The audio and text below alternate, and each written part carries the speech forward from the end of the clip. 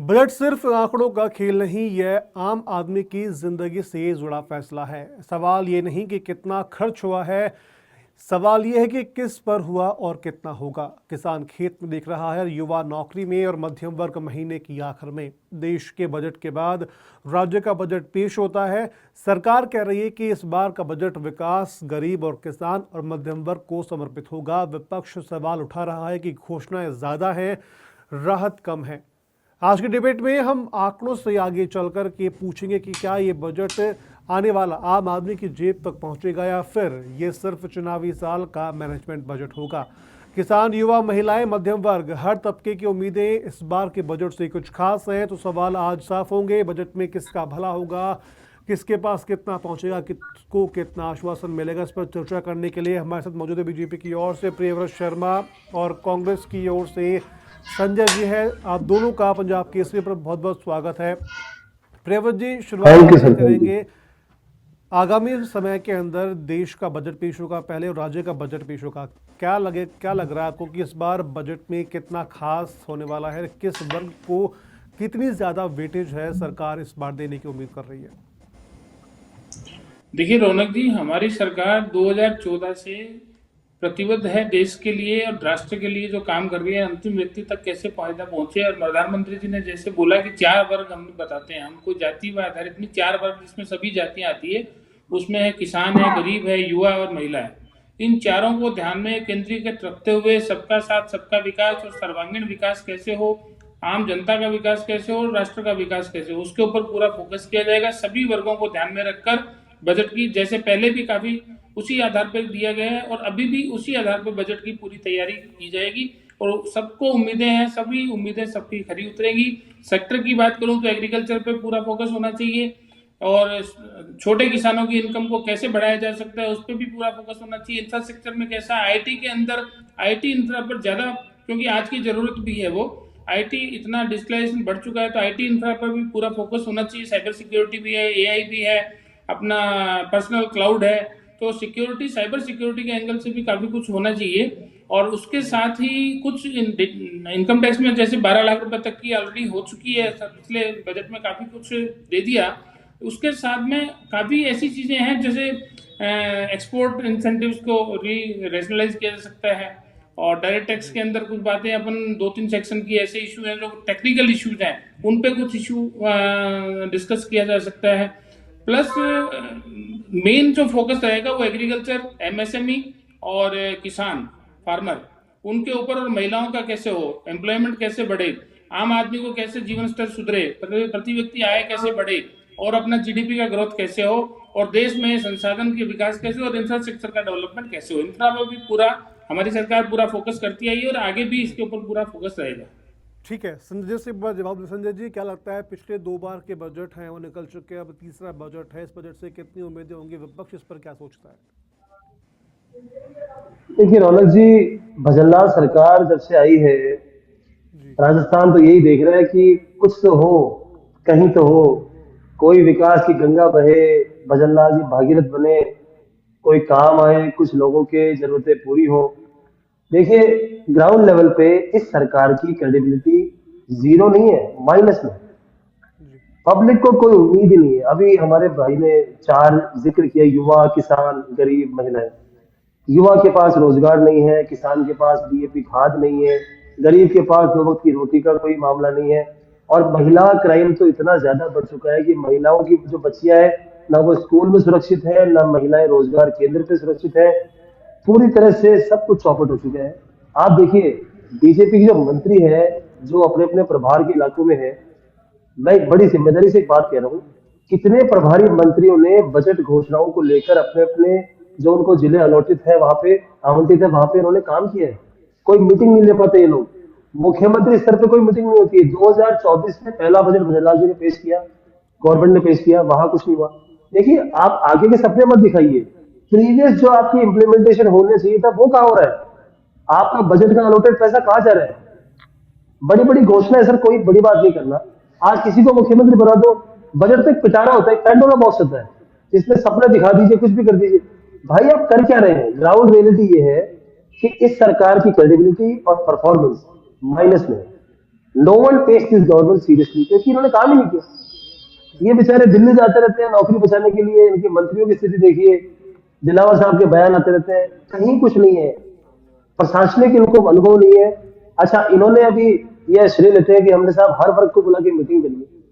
हमेशा गवर्नमेंट से किसी की भी हो, वसुंधरा जी बनी हो, मुख्यमंत्री गहलोत साहब बने हो, बजट से पहले स्टेक होल्डर्स को बुला के मीटिंग्स की जाती रही है, कोई नया नहीं है इसमें। ये अपने वो शेखी बताते हैं, भाई आप अपने बजट जो एलोकेशन के लिए फंड्स कहां से तो लाएंगे और कैसे खर्च करेंगे, आपका रोड मैप क्या है, कुछ नहीं है, बंदर बाट है सर, बात ये।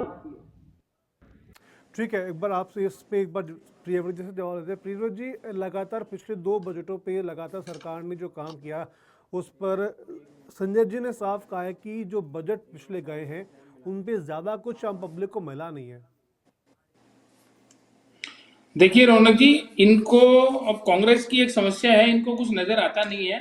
राहुल गांधी जी के अलावा कोई नजर नहीं आता। IMF पढ़ाई करें देश भारत की तो भी उनको तो अपनी अर्थव्यवस्था मत पे लगती है, तो वही रोना, ये सब रोते रहते हैं। लेकिन मैं बात करूंगा आंकड़ों के ऊपर, क्योंकि मैं तो फाइनेंस का एक्सपर्ट भी हूँ, बीइंग ए चार्टर्ड अकाउंटेंट। मैं आंकड़ों की बात करूं तो जो लास्ट ईयर का बजट था वो 3,80,000 करोड़ रुपए का था। जो बजट के अंदर एस्टिमेट थे वो एक्चुअल में धरातल पर उतरे। आदरणीय भजनलाल जी, यशस्वी भजनलाल जी शर्मा जी की सरकार निरंतर 2 साल के अंदर जो धरातल पर लेके आई है चीजों को, वो देखना पड़ेगा। सब स्टेक होल्डर से बारी बारी से 15 दिन से हम देख रहे हैं CMR में कैसे मीटिंग हो रही है, उनके ऊपर कैसे काम हो रहा है। लास्ट ईयर भी हर वर्ग में, हर हर मंडल तक भी इनपुट्स लिए गए और उन इनपुट्स को लागू किया गया। 17 इनपुट्स तो मेरे को भी एक प्रभार दिया गया था, मेरे को ध्यान है कि 17 इनपुट में से 15 इनपुट को लागू किया गया। तो ऐसा नहीं है कि काम सरकार पूरा वो देखती है, अंतिम व्यक्ति तक क्या प्रॉब्लम है। गांव ढाणी में बैठा हुआ हमारा किसान, हमारा युवा, हमारा गरीब आदमी, उसको कैसे बेनिफिट मिले। ये सरकार गरीबों की सरकार है और उनके विकास के लिए, उनके उत्थान के लिए पूरा रात दिन एक करके भजनलाल जी काम कर रहे हैं। और किस तरीके से काम कर रहे हैं हम सब देख रहे हैं, बिना थके बिना डटे पूरे को धरातल पे काम कर रहे हैं और पूरा फीडबैक लेके काम कर रहे हैं, क्योंकि वो जानते हैं जिस बैकग्राउंड से वो आए हैं, उनको पता है कि आम जनता का दर्द क्या है। वो उस दर्द को समझते हैं और उस दर्द के हिसाब से काम करते हैं। ठीक है, संजय जी आप कुछ बोलना चाह रहे हैं? सर मैं तो यही कहना चाहता हूँ, अभी इन्होंने कहा कि हम रोना रोते हैं, तो रोना तो मोदी जी का, बीजेपी के भी नेता रोते हैं सारे दिन 24 घंटे, मोदी जी मोदी जी। तो ये ऐसी भाषा नहीं बोलनी चाहिए। देखिए, आप मेरे धरातल पे काम हो रहे हैं, धरातल कौन सा है? अगर कोई काम हो रहा है तो दिखता क्यों नहीं है? सबसे बड़ी दिक्कत ये भाजपा के साथ, सबसे बड़ी प्रॉब्लम जो है, फंडामेंटल प्रॉब्लम जो है इस पार्टी की और इस पार्टी के पिछले नेताओं की, ये बोलते तो बहुत है कि हमने XYZ कर दिया, दिखता नहीं है कुछ भी। अज्यूम कर लो, जनता सोच लो, मान लो कि काम हो रहा है, अरे भाई कुछ नहीं हो रहा है। आप अखबारों में देख लीजिए, कोई ऐसा सेक्टर जो कोई आज प्रोग्रेस कर रहा हो, किसी भी की बात कीजिए, कोई तबका ऐसा हो जो कि कोई भी सेक्टर प्रोसेस आगे प्रोग्रेस है वो नहीं कर रहा है। इस पर मैं थोड़ा सा एक बार प्रियव्रत जी से जवाब लूंगा कि प्रियव्रत जी, विपक्ष लगातार कह रहा है कि आप बोल रहे हैं कि इतने लाख करोड़ का बजट था। अगर मैं सेक्टर वाइज ही बात करूं तो क्या आपके पास कोई आंकड़े हैं प्रियव्रत जी की ये सेक्टर ने पिछले बार की तुलना में इस बार में डेवलपमेंट की है और इसका बजट है वो नेक्स्ट जो बजट अब पेश होगा उसमें कुछ नया निकल कर आएगा? देखिए, हमने मेडिकल के अंदर चिकित्सा सुविधाओं में ज्यादा खर्चा किया, इंफ्रास्ट्रक्चर के अंदर ज्यादा खर्चा किया। इस बार के अंदर जयपुर के इंफ्रास्ट्रक्चर के ऊपर 2,000 करोड़ का बजट का प्रावधान किया गया है। 25,000 करोड़ का प्रावधान पूरे राज्य की सड़कों के लिए किया गया है। आप पूरे प्रदेश में घूमकर देखिए, सड़कों को कितना उन्नत बनाया गया है, कितना उन्नत और अच्छी किस्म की सड़कें आज तैयार हो चुकी है। 1.25 लाख नौकरियों का कैलेंडर जारी कर दिया है। पिछले साल भी उनका कमिटमेंट था 80,000 नौकरियों का, उनको पूरा किया। 1.25 लाख नौकरियों का कैलेंडर भी जारी कर दिया। इस बात पे मैं एग्री कर रहा हूँ। जो पेपर लीक का इशू था वो जड़ से खत्म कर दिया। डिपार्टमेंट है उसका डेवलपमेंट हुआ है, मुझे थोड़ा सा वो क्लासिफाई कर दीजिए कि ये डिपार्टमेंट की ग्रोथ है वो ये, बाकी सब डिपार्टमेंट आप बता रहे हैं वो ठीक है, बट किस डिपार्टमेंट की पिछले बार से ग्रोथ कितनी ज्यादा हुई है जिससे कि संजय जी का जो ओवरऑल आप किसी भी डिपार्टमेंट को उठा के देख लीजिए, पिछले बजट से, पिछली सरकार के बजट से 14% की ग्रोथ सभी में देखने को मिलेगी। आप गूगल में आंकड़े सबके अवेलेबल है, सारे आज की डेट में पब्लिकली आंकड़े, डिजिटल आंकड़े अपने पास हैं। 14% की ग्रोथ सभी सेक्टर्स के अंदर हुई है, चाहे वो आप मेडिकल ले लीजिए, चाहे वो इंफ्रास्ट्रक्चर ले लीजिए, चाहे वो एजुकेशन ले लीजिए, चाहे वो एग्रीकल्चर ले लीजिए। आज आज आज आज किसान यहाँ का उन्नत हुआ है, हर तरह से सबको फायदा मिला है। एजुकेशन के मामले में कितना हुआ है, जयपुर IT हब बनने की ओर जा रहे हैं। 15 लाख करोड़ रुपए के MOU ऑलरेडी धरातल पर आ चुके हैं 35 लाख करोड़ में। कोई भी सरकार जाते जाते वो इंडस्ट्री का मीटिंग करती थी। ये सरकार हमारी भजनलाल जी की सरकार ऐसी थी जिन्होंने आते ही अपना विजन दिखाया और आते ठीक ही है उनको प्रियव्रत जी, पता था मेरे को आपने 5 साल बोला जवाब कि देना पड़ेगा। आपने बोला कि उसके 15 लाख बावजूद करोड़। उन्होंने फेयर किया, उसके मैं बाद एक चीज उन्होंने आपको इन्वेस्टमेंट मीट की और वो सब लोग जी आ रहे हैं। आज लॉ एंड ऑर्डर की स्थिति जी ऐसी है कि आज हर उद्यमी राजस्थान में आकर के व्यापार करने के लिए तैयार है, क्योंकि ठीक है इंफ्रास्ट्रक्चर, प्रियव्रत जी, आपने एक आप बात पानी की बोली कि व्यवस्था का 15 लाख ध्यान करोड़ दिया। के एमओयू हैं वो धरातल पर आ चुके हैं, तो विपक्ष जब भी बात होती है बजट या फिर राइजिंग राजस्थान की जब भी बात होती है, तो विपक्ष हमेशा ये कहता है कि इस बार जो जितने भी एमओयू हुए हैं वो धरातल पर उतरे नहीं है। इसका एग्जाम्पल कभी वो हनुमानगढ़ की एथनॉल फैक्ट्री को लेकर देते हैं, क्योंकि वो गहलोत सरकार के समय हुआ था, बट चूंकि आपकी सरकार आई 2 साल तक वो लगातार काम चलता रहा, अब किसान वहां प्रोटेस्ट कर रहे हैं। नहीं नहीं, ऐसा नहीं है। बिप्स के अंदर आप जाएंगे, सारे आंकड़े आपको अवेलेबल है। 35 लाख करोड़ के एमओयू हुए थे और लास्ट ईयर जो जी इवेंट हुआ उसमें भी 10 लाख करोड़ रुपए का एमओयू और हुआ। उसमें से जी 15 लाख करोड़ रुपए के एग्जीक्यूट हो चुका है। आज सोलर के अंदर राजस्थान प्रदेश देश के अंदर नंबर 1 हो चुका है। जी 25 गीगावाट का जो अपना टारगेट है वो पूरा करने की ओर है। सोलर में राजस्थान पूरा का पूरा हम आत्मनिर्भर बन के, हम हमारे लिए नहीं, आस जी पड़ोस के राज्यों को भी बिजली सप्लाई करने की स्थिति में है। तो आप देखिए जालोर के अंदर जो अभी समुद्र को पोर्ट, ड्राई पोर्ट को कैसे डेवलपमेंट किया जा रहा है। तो जिस तरीके को जो इंडस्ट्री को एनवायरनमेंट चाहिए, इंडस्ट्री को क्या चाहिए, पानी चाहिए, बिजली चाहिए, सड़क चाहिए और लॉ एंड ऑर्डर जी चाहिए। सारी की सारी सुविधा आज की डेट में अच्छी चल रही है। अब इनको कोई कमी निकालने के लिए तो आदमी कुछ भी बोलता रहे, लेकिन आज देखो इंडस्ट्रियलिस्ट से ठीक है, पूछो, मैं भी संजय जी से देखता एक हूँ बार मेरे जवाब क्लाइंट ले कितने लेते हैं। राजस्थान की तरफ बिल्कुल बढ़ रहे हैं। संजय जी से जवाब ले लेते हैं। संजय जी लगातार ये बोल रहे हैं कि आपने विपक्ष हमेशा से उठाता रहा है सवाल कि भाई इतने लाख करोड़ के एमओयू कर ले लेकिन धरातल पर उतरे नहीं है। प्रियव्रत जी साफ आंकड़े बता रहे हैं, फैक्ट बता रहे हैं कि 15 लाख करोड़ तक के एमओयू हैं वो धरातल पर पूरी तरह से उतर चुके हैं। 3.5 लाख करोड़ के बजट में 3.5 लाख करोड़ के बजट में 54,000 करोड़ रुपए का कैपिटल एक्सपेंडिचर हमारी सरकार में किया। आज तक कभी कैपिटल एक्सपेंडिचर इतना किया, केवल बांटने का काम किया। रेवेन्यू एक्सपेंडिचर से पूरा वेल्थ क्रिएट नहीं होती है। हमने एसेट क्रिएट की जो कि आने वाले 20 साल 25 साल तक प्रदेश को रेवेन्यू देगी। तो हमने कैपिटल एक्सपेंडिचर में 54,000 करोड़ रुपए खर्च किया। ये बहुत बड़ा काम किया हमारी सरकार ने। तो इंफ्रास्ट्रक्चर डेवलप करो, एसेट क्रिएट मेरे करो। को सवाल आपसे होंगे, मेरे को सवाल होंगे कि बात जी होती है कि हर साल 8वां वेतन आयोग या फिर 9वां वेतन आयोग, हर साल वेतन आयोग बढ़ते हैं सरकारी कर्मचारियों के, लेकिन जब सरकारी कर्मचारियों के काम की बात आती है तो वो कर्मचारी इतना काम नहीं कर पा रहे कि सरकार को उतना ज़्यादा फायदा मिले। क्योंकि जब आप खुद भी देखते हैं सरकार आपकी है, सरकारी कर्मचारी की लगातार सैलरी तो बढ़ रही है, लेकिन वो काम की कैपेसिटी कब उनमें बढ़ पाएगी, कब उनमें जिम्मेदारी आ पाएगी कि हाँ भाई मेरा काम अगर है तो मुझे वो काम करना है। देखिए, हम कोई असेसमेंट में ऐसा नहीं है, यथा राजा तथा प्रजा। जैसा सरकार होती है सरकारी कर्मचारी वैसा ही काम करते हैं। हमारी सरकार में सरकारी कर्मचारी पूरा सहयोग से काम कर रहे हैं। ऐसा नहीं है 1% के सैंपल से हम पूरे लोट को नहीं दिखा सकते। एक आदमी कोई हो सकता है गलत हो, लेकिन ऐसा कुछ भी नहीं है कि जैसा ऊपर से आदेश होगा, जैसी सरकार होगी वैसे सरकारी कर्मचारी काम करते हैं और वो दिन रात काम कर रहे हैं। आज सेक्रेटरीट में आप देखिए, नीचे के लेवल पे देखिए करप्शन के अंदर कितनी कमी आई है। आज जाते हैं, हम भी डिपार्टमेंट में जाते हैं, स्मूथली काम होता है। जीएसटी के अंदर कलेक्शन बढ़ा है, जीएसटी के अंदर, सीजीएसटी के अंदर, एसजीएसटी के अंदर कलेक्शन बढ़ा है। तो सरकारी कर्मचारी कभी ये नहीं कि काम नहीं करता। जो सरकारी कर्मचारी का सिस्टम है, जो सरकार का काम करने का सिस्टम है, उस सिस्टम के अंदर वो अपने नियमों के तहत पूरा काम करते हैं। सवाल ये है कि राजा कैसा हो उनका। यदि ऊपर से मॉनिटरिंग सही है तो वो रिजल्ट भी सही देंगे। यदि मॉनिटरिंग नहीं करोगे तो वो देखते हैं कि सरकार को ही नहीं पड़ी तो हमें क्या है। जब सरकार होटलों में चलती है तो आपस में लड़ती रहती है, तो वो देखते हैं काम तो कुछ होना नहीं है, शांति से बैठ जाते हैं। और यहाँ मॉनिटरिंग होती है। भजनलाल जी रोज मीटिंग लेते हैं, रोज जिला कलेक्टर की बैठक होती है, रोज एसपी सुपरिटेंडेंट की, आईजी डीजी के साथ बैठक होती है। तो यहाँ पे हम रोज मॉनिटरिंग कर रहे हैं। मॉनिटरिंग मुख्यमंत्री जी के निर्देशन में रोज पल पल की मॉनिटरिंग हो रही है। 18 घंटे वो काम कर रहे हैं। तो वो सरकारी कर्मचारी भी काम करता है, उनको भी मजा आता है कि हमारा मुख्यमंत्री जब काम कर रहा है तो हमें भी काम करना है। आज डबल इंजन की सरकार में, रौनक जी, डबल इंजन की सरकार में हमारे यहाँ प्रधानमंत्री जी 18 घंटे काम करते हैं, तो सभी राज्यों के मुख्यमंत्री भी 18 घंटे काम कर रहे हैं। और जब मुख्यमंत्री काम करते हैं तो नीचे का पूरा सिस्टम काम करता है और वो डिलीवरी देता है। सरकारी कर्मचारी सरकार के साथ होता है हमेशा, उसको सरकार के हिसाब से काम करना पड़ता है।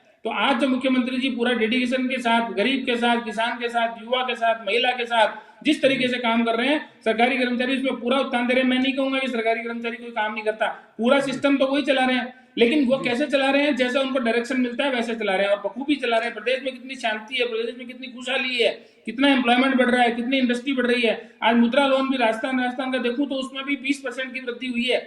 हर आदमी एंटरप्रेन्योर बनने की तैयार पे है। हर आदमी काम कर रहा है, डिजिटल क्रांति आई है। जयपुर के अंदर जयपुर एक आईटी हब के ऊपर बनने को तैयार हो रहा है। एआई का काम यहाँ पे कितना हो रहा है, नए नए स्टार्टअप यहाँ पे पैदा हो रहे हैं, युवा देखिए नौकरी की प्रियव्रत जी, बजाय अगर अपने मैं बात करूं एंटरप्रेन्योरशिप कि को सब बढ़ावा फ्री दे रहे बिजली हैं। की जो बात हो रही है, फ्री बिजली की अगर हम बात कर ले, इस पर क्या कोई बड़ा फैसला इस बार हो सकता है? क्योंकि सोलर पैनल पे सरकार लगातार सब्सिडी दे रही है, लेकिन देखिए, सब्सिडी में सूर्यघर जी सूर्यघर योजना में जो सब्सिडी है उसका बहुत बड़ा फायदा मिला है। और हर जी परिवार में, हम कॉलोनी वाइज, आप भी जहाँ रह रहे होंगे वहां देखिए आसपास में सोलर की यूनिट घरों में लग रही है। और वो जो जी सूर्यघर के अंदर बिजली की सब्सिडी है वो बहुत अच्छी सब्सिडी है, और खर्चा भी उसमें बहुत नॉमिनल आ रहा है। तो वो जो सूर्यघर योजना है नहीं, वो लेकिन जो राजस्थान के जो लिए उसका फायदा ले रहे हैं, तो क्या उन लोगों को भी 100 जो यूनिट फ्री मिलती है, क्या उनको भी मिल रही है? सरकार इसके लिए कोई प्लान कर रही है कि जिनको सब्सिडी दी जा रही है सूर्यघर योजना के तहत, उनको 100 यूनिट बिजली फ्री है वो ना दी जाए? सर देखो, पहले क्या होता था, पर मेगावाट की जो कॉस्ट होती थी ना वो 4.5 करोड़ रुपए से ऊपर होती थी। अभी जी उसकी कैपिटल कॉस्ट को ही कम कर दिया सब्सिडी के थ्रू, 3 करोड़ जी 60 लाख 70 लाख रुपए के अंदर वो हो गया पूरा मेगावाट। तो वहां पे आपको कैपेक्स ही कम करना पड़ रहा है। उसके बाद में जो आपका यूटिलाइजेशन है, तो आज सोलर पार्क के अंदर यूनिट लगा करके आप उसका यूनिट का जी सेटबैक ले लो अपनी इंडस्ट्री में, चाहे वो होटल इंडस्ट्री हो, चाहे वो मैन्युफैक्चरिंग इंडस्ट्री हो, चाहे वो टेक्सटाइल इंडस्ट्री हो, कोई भी इंडस्ट्री है, वो सोलर पार्क में बीकानेर, जोधपुर, पोखरण, जहां भी वो सोलर पार्क लगाती है, उसको भी जरूरी नहीं है कि अपना लो वहां पे 100 मेगावाट का सोलर पार्क है, वहां 1 मेगावाट अपना लगाया, 1 मेगावाट का इनपुट यहाँ पे ले लिया। तो ये जो जी ट्रांसफॉर्मेशन की जो फैसिलिटी है, उसके कारण इंडस्ट्री को भी बहुत बड़ा फायदा हो रहा है। और घरों के अंदर तो मैंने खुद मेरे घर पे सोलर प्लांट लगाया है जी सूर्य बिजली योजना से, तो बहुत बड़ा फायदा हुआ। मेरा 12,000 का बिल आज 3,000 रुपए का हो गया है। तो सबको जी फायदा मिल रहा है। ये सोलर इंडस्ट्री तो राजस्थान का पूरा तकदीर बदलने वाली है। देखिए आदरणीय भजन लाल जी, जिस बैकग्राउंड से उठ के आए हैं उनको हर ग्राउंड का पता है, उनको हर आदमी की नब्ज का पता है, उनको पता है कि कैसे गरीबी क्या होती है, किस तरीके से निम्न वर्ग और मध्यम वर्ग के लोग जीवन यापन कर रहे हैं, उनके लिए क्या अच्छा है और किस तरीके से उनके जीवन को बेहतर बनाया जा सकता है, उसको ध्यान में रखते हुए वो अंतिम, हमारा जो पार्टी का पंडित दीनदयाल जी का भी एक ही उद्देश्य था कि अंत्योदय, तो अंत का उदय कैसे हो उसके ऊपर फोकस करते हुए राष्ट्र सर्वोपरि के भाव से आदरणीय मुख्यमंत्री जी सबका साथ सबका विकास को ध्यान में रखते हुए चारों वर्गों को, जिसमें युवा है, महिला है, किसान है, गरीब है, सबको ध्यान में रखते हुए सर्वस्पर्शी सर्व समावेशी बजट लेकर के आएंगे, जिससे कि सभी जनता के सभी वर्गों को, आम लोगों को फायदा होगा और राजस्थान देश के अंदर अग्रणी प्रदेश के रूप में स्थापित होगा। चलिए प्रियव्रत जी, बहुत बहुत शुक्रिया आपका। संजय जी, आपका भी बहुत बहुत शुक्रिया। फिलहाल तो तमाम बजट को लेकर के इस बार की तैयारियां हैं वो काफ़ी ज़ोरों पर चल रही है। खैर, इस बार के बजट में क्या कुछ खास रहेगा ये तो आने वाले समय में पता लगेगा, लेकिन तब तक के लिए आप देखते रहिए पंजाब केसरी राजस्थान।